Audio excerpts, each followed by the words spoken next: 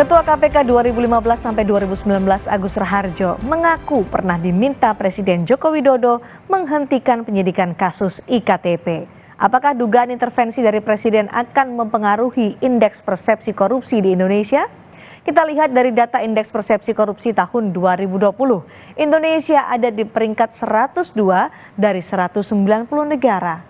Di tahun 2021 menjadi peringkat 96, kemudian menjadi peringkat 110 di tahun 2023, maksud kami 2022.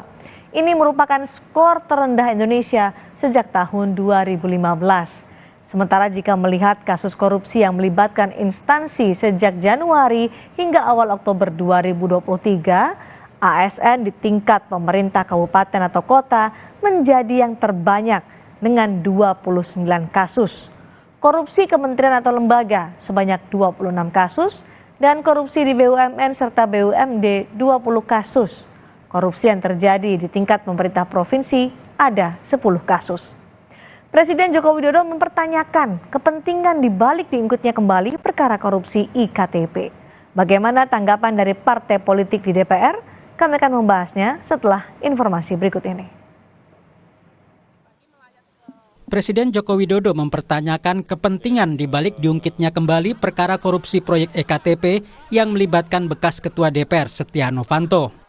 Ini yang pertama coba dilihat di berita-berita tahun 2017 di bulan November. Saya sampaikan saat itu, Pak Setia Novanto, ikuti proses hukum yang ada. Jelas. Berita itu ada semuanya. Yang kedua, buktinya proses hukum berjalan. Yang ketiga, Pak Setia Novanto juga sudah dihukum, divonis, dihukum berat, 15 tahun. Ya. Terus untuk apa diramaikan itu? Kepentingan apa diramaikan itu? Untuk kepentingan apa? Sebelumnya dalam acara Rossi Kamis lalu, Ketua KPK 2015-2019 Agus Raharjo mengaku pernah dipanggil ke istana. Menurut Agus, Jokowi memintanya menghentikan penyidikan kasus EKTP. Nah itu di sana begitu saya masuk Presiden sudah marah. Presiden sudah marah, menginginkan, karena baru saya masuk itu beliau sudah teriak, hentikan, kan saya heran, hentikan, yang dihentikan apanya gitu kan. Setelah saya duduk ternyata saya baru tahu kalau yang suruh hentikan itu adalah kasusnya Pak Setnov. Ketua DPR waktu itu? Ya, Ketua DPR pada waktu itu mempunyai kasus IKTP, supaya tidak diteruskan. Nah, sprindik itu kan sudah saya keluarin 3 minggu yang lalu, dari Presiden bicara itu. Sprindik itu tidak mungkin, karena KPK tidak punya SP3, tidak mungkin saya berhentikan, saya batalkan.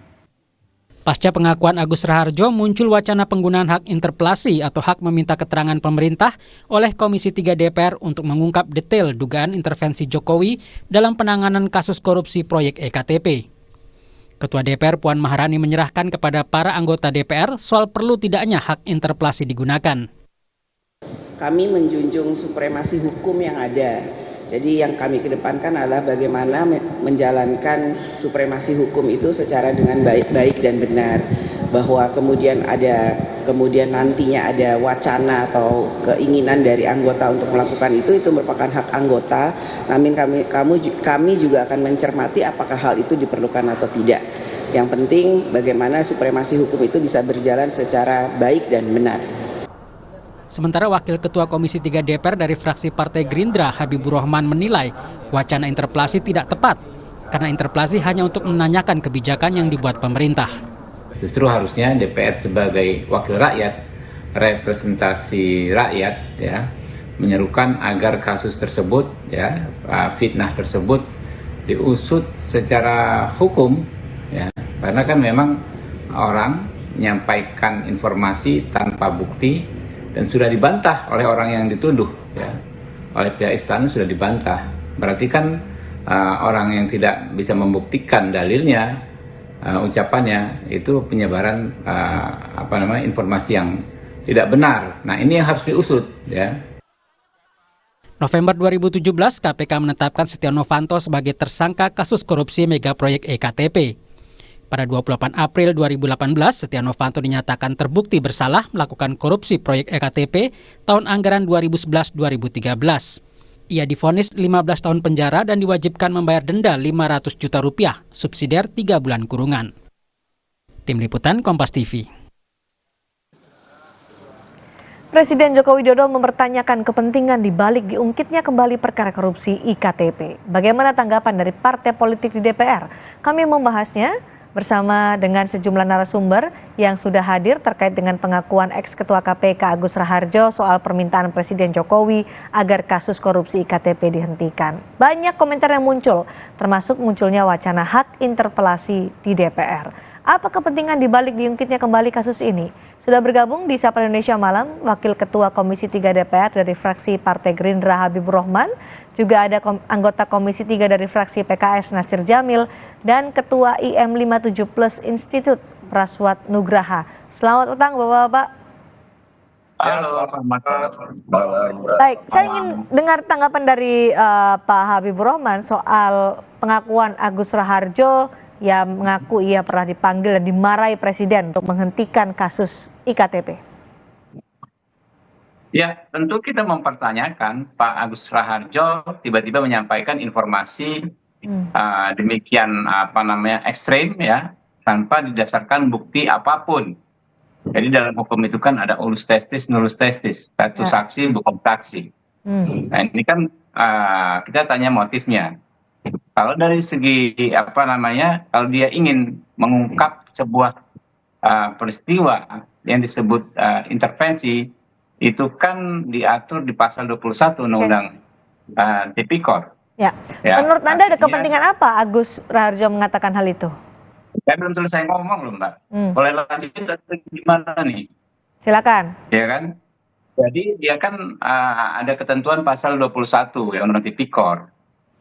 Intervensi itu adalah bentuk pidana menghalang-halangi pengusutan tindak pidana. Ya, harusnya ketika saat itu dia memegang kekuasaan yang full sebagai ketua KPK, full power, diusut saja langsung.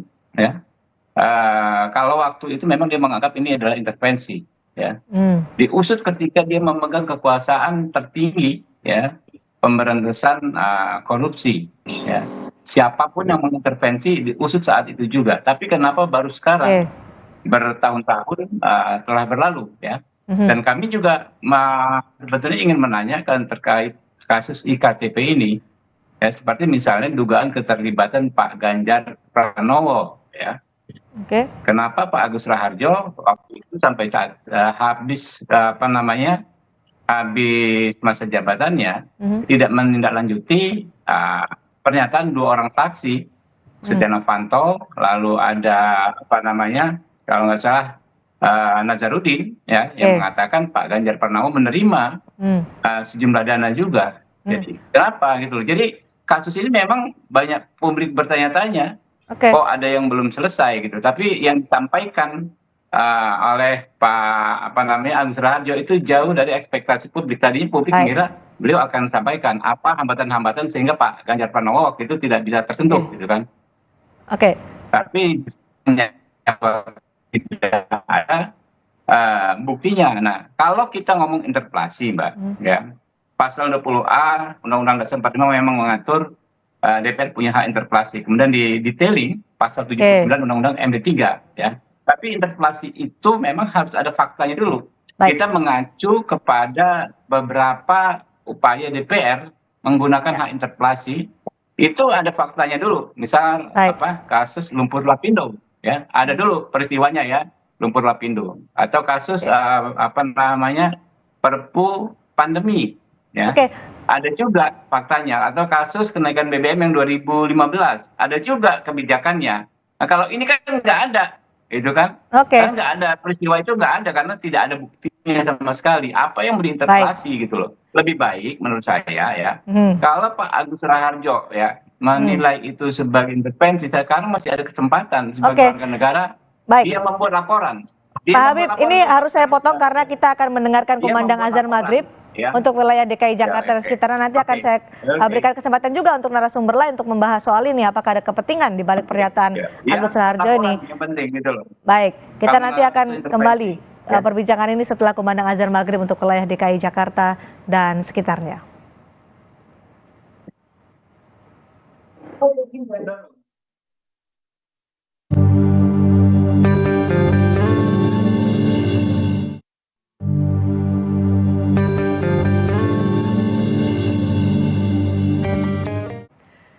Selamat menunaikan ibadah sholat maghrib bagi Anda yang berada di wilayah DKI Jakarta dan sekitarnya, Saudara. Kita akan lanjutkan kembali perbincangan terkait dengan pernyataan dari mantan Ketua KPK Agus Raharjo soal ia mengaku pernah dimarahi oleh Presiden untuk diminta menghentikan pengusutan kasus korupsi IKTP. Sudah bergabung Pak Nasir Jamil juga ada di sini. Pak Nasir, kalau menurut Anda, adakah kepentingan politik di balik pernyataan Agus itu? Ya, memang kepentingan apa sebenarnya di balik pernyataan itu hanya Pak Agus Raharjo yang tahu. Kita tidak tahu apa kepentingannya, tapi memang ketika ini disampaikan dalam suasana kita menghadapi pemilu legislatif, pemilu presiden, sehingga kemudian publik juga beranggapan ini apakah diarahkan dalam konteks perhelatan politik kepada presiden karena salah seorang kontestan itu adalah anaknya presiden. Nah, itu kan macam beragam pendapat orang dan itu nggak bisa kita batasi seperti itu. Ya. Tapi saya katakan kepentingan apa yang melatar belakangi itu hanya Pak Agus Raharjo yang tahu. Sikap PKS soal pengakuan itu apakah akan ikut mendorong interpelasi? Begini, seperti yang dikatakan oleh Mas Habib tadi ya, memang secara tekstual, interpelasi itu untuk mengetahui lebih dalam terkait dengan kebijakan-kebijakan yang dibuat oleh pemerintah. Tapi memang hak interpelasi juga ya bisa menyasar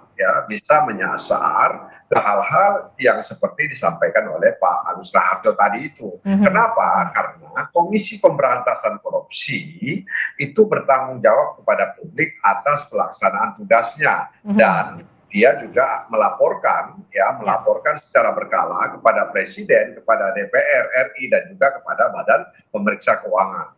Nah, ini kan sebenarnya juga ada irisannya, ada pintu masuknya ya kalau kemudian DPR atau anggota DPR lah kita bilang punya keinginan untuk mengajak rekan-rekannya menggulirkan hak interpelasi. Jadi ini kebijakan dalam konteks penegakan hukum begitu. Ya. Jadi tidak akan ikut mendorong interpelasi soal ini ya?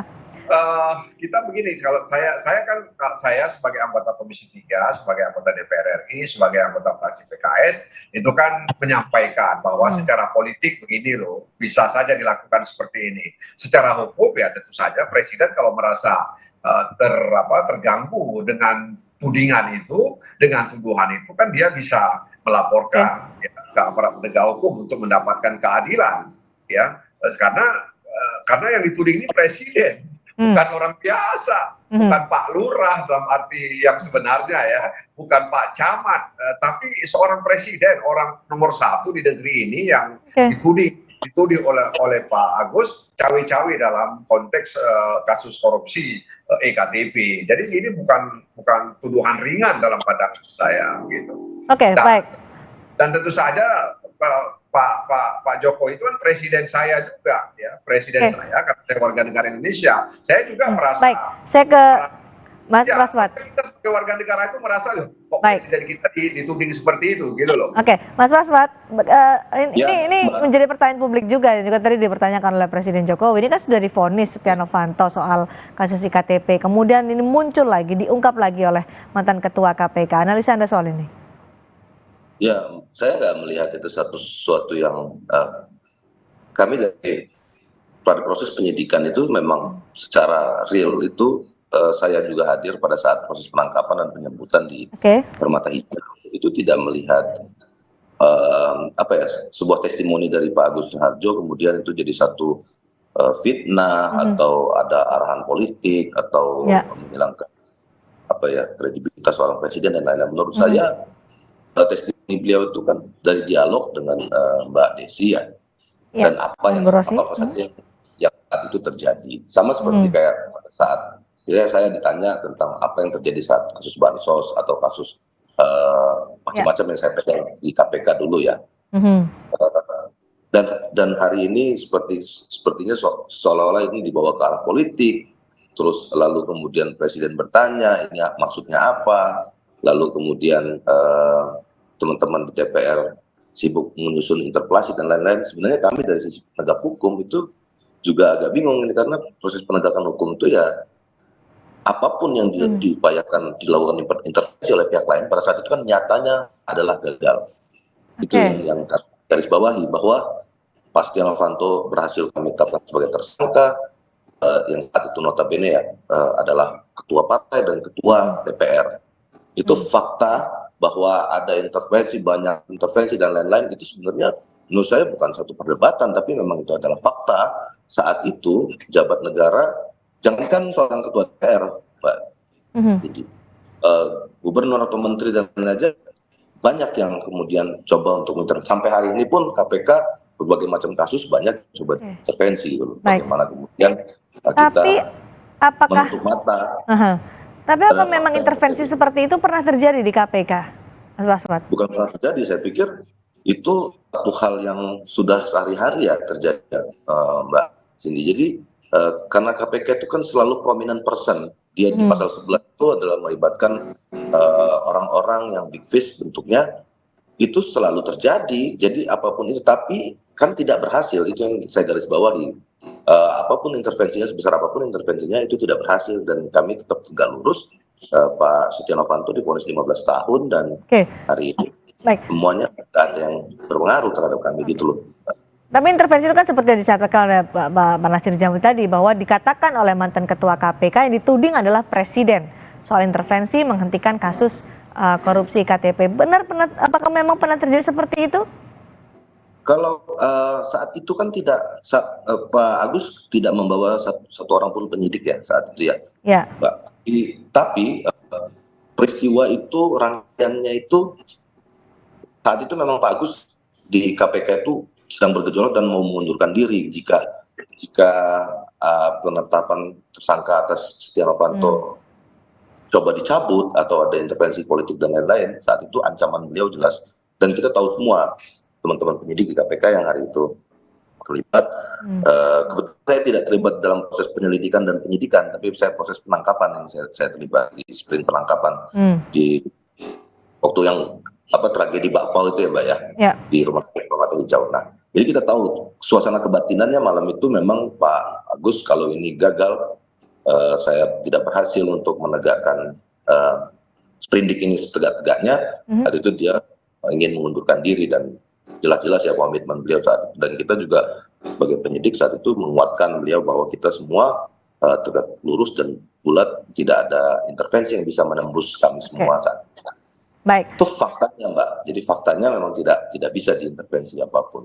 Soal kenapa Pak Agus ngomongnya hari ini atau ada motif apa politik, kami bukan politisi, jadi kami tidak bisa menjawab itu, Mbak Cindy. Oke, baik. Pak Habib, Anda juga mendorong ada proses hukum terkait pengakuan Agus Raharjo itu. Kenapa? Ya, tentu, karena yang dia sampaikan kan adalah peristiwa hukum, ya. Yang namanya intervensi adalah peristiwa hukum yang melanggar pasal 21 Undang-Undang Tipikor. Kalau kita berbicara hukum tentu kan harus dengan proses hukum. Ya silakan gitu, jangan sekedar membuat pernyataan yang bikin